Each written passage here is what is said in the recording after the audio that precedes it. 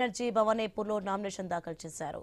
Nomination వేయడానికి ముందు కాళీఘాట్లోని నివాసం నుంచి అలీపూర్ సర్వే భవనం వరకు రోడ్ షో నిర్వహించారు. ఎన్నికల రిటర్నింగ్ అధికారికి నామినేషన్ పత్రాలను సమర్పించారు.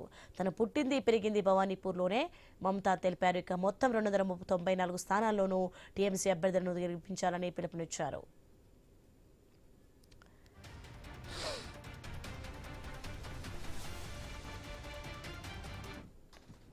ఇక భవానీపూర్ నుంచి మమతా 3 సార్లు ఎమ్మెల్యేగా గెలిచారు. దీదీకి కంచుకోటగా ఉన్న ఈ నియోజకవర్గం నుంచి బీజేపీ అభ్యర్థిగా సువేందు అధికారి బరిలో ఉన్నారు.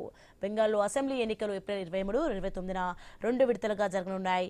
మే 4న ఓట్ల లెక్కింపు చేపట్టనున్నారు.